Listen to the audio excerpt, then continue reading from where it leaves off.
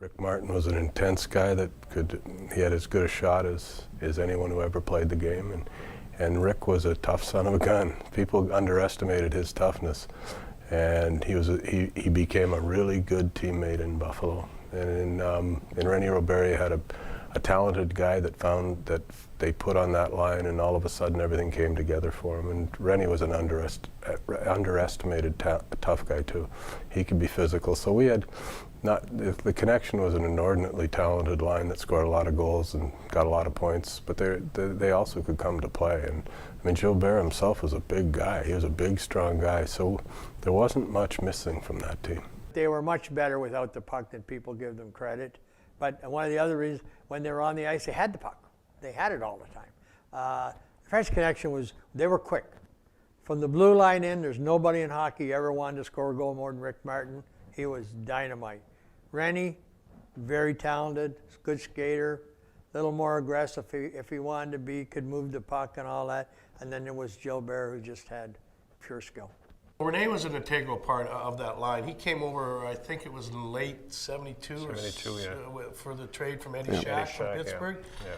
And just talk a little bit about Rene's, what his assets were.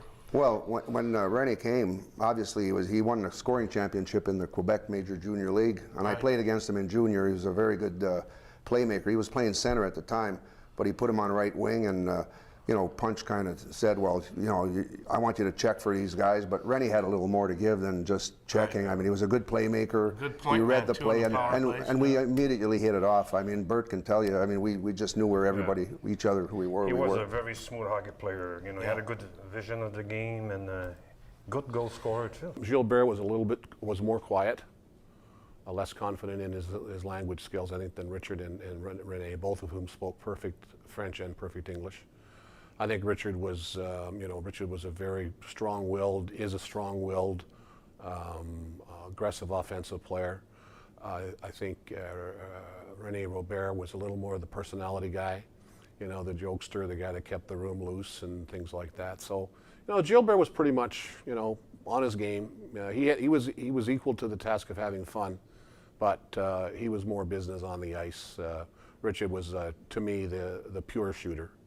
He was the Lenny McDonald to Gilles Perreault's Daryl Sittler, if you want to make a comparison, although, I mean, those might not be bad comparisons if you look at the historical records. And of course, playing with Rick and Rene was easy. I mean, you just the best the move. I know Rick used to come late, and Rene was the same thing. Was very smooth with the puck. So it was a kind of, like Rico said. You had outlets, maybe. We know where we were on the ice. I remember one move one night.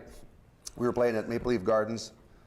And we always played well in Toronto too. Well, it was big ice surface. It was a big rink, yeah. Big rink. We love to skate. He was coming down, and Brian Glennie thought, he says, I got him lined up, and Gilbert was coming down the boards, and then Glennie came right across, and he went to hit him. Gilbert cut in, flipped the puck between his legs. He cut in, and I saw that. Well, I knew what was going to happen. I was coming down the left wing, and I just kept going. Then I really sped up when I saw him. Well, I get to the net, and here's Gilbert draws the goalie over, and nice empty net, You did that a few times. Yeah, he did that a few times. Yeah.